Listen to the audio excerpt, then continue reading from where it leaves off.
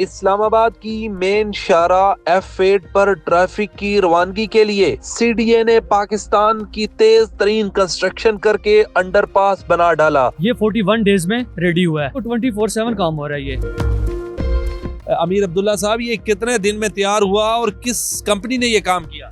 Sir, ये पूरा जो हमारे पास अंडरपास है ये 41 डेज में रेडी हुआ है और ये मैक्सन कंपनी ने इसका प्रोजेक्ट लिया है। और मैक्सन कंपनी पिछले 1952 से काम कर रही है। ये हमारे पाकिस्तान का पहला फुल स्पीड प्रोजेक्ट है, स्पीडी प्रोजेक्ट है। पाकिस्तान का सबसे तेज तरीन अंडरपास बनाई। बिल्कुल सर, ये इससे पहले पाकिस्तान के अंदर कोई ऐसा प्रोजेक्ट नहीं है जो टाइम से पहले अचीव किया गया हो। ये पाकिस्तान का पहला एक टास्क बनाया गया है। अमीर साहब, इस बार ही तो खुशकिस्मती ये है बारिश नहीं हुई, वरना बहुत लंबा चला जाता। सर, लंबा चला जा सकता था, लेकिन हमारे पास मैन पावर, मशीनरी, एवरीथिंग हमारे पास साइड पे मौजूद था।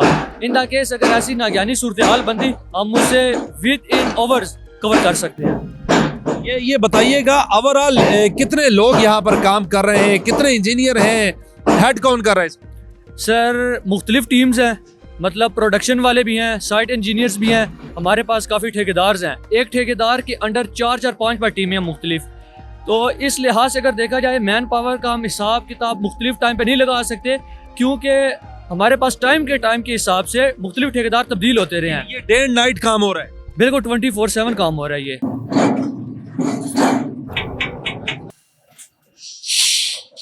पाकिस्तान का सबसे तेज तरीन अंडरपास बना है।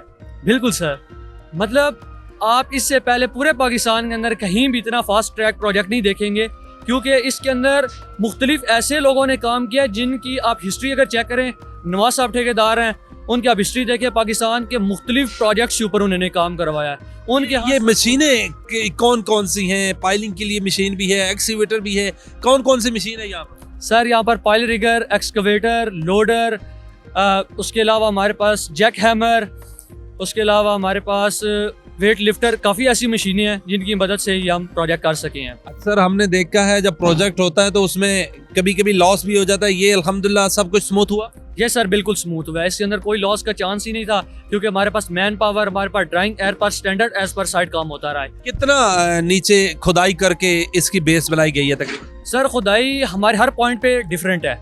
हमारे पास जो अंडरपास बना है, मतलब जहाँ पर हमने बेड वगैरह बनाए हैं, वहाँ पर हमारी गहराई जो डाउन की है वो तकरीबन 17 मीटर, 16 मीटर, 18 मीटर तक गई है।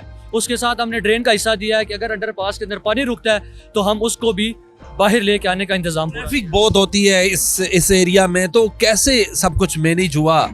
सर, मैनेज हुआ है, मतलब 42 दिन लोगों को काफ़ी दिक्कत का सामना करना पड़ा है, लेकिन उसके साथ साथ हमने एक छोटा रास्ता पाथ उन्हें प्रोवाइड किया है, जिसकी वजह से लोगों को मुश्किल आई है, लेकिन फिर भी हैंडल हुआ है। ये जो सरिया वगैरह है, ज्यादा कितना इंच का मोटा जो सरिया है, कितने इंच का सबसे ज्यादा मोटा लगा है? सर, 10 नंबर बार, मतलब 32 mm का स्टील ज्यादा हैवी यूज किया गया इधर। वो गार्डर में भी यूज हुआ है और नीचे अपने का फाउंडेशन में भी यूज हुआ है। ये बताइएगा, ओवरऑल ये कितने फीट है अंडरपास, कोई लेंथ? जी सर, ये तकरीबन 700 मीटर का अंडरपास है टोटल।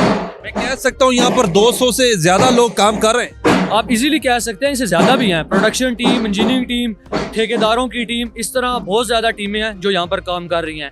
अगर आपको रफली अंदाज़ा दिया जाए तो 250 से ज़्यादा बंदा है जो इजीली काम कर रहा है एट टाइम।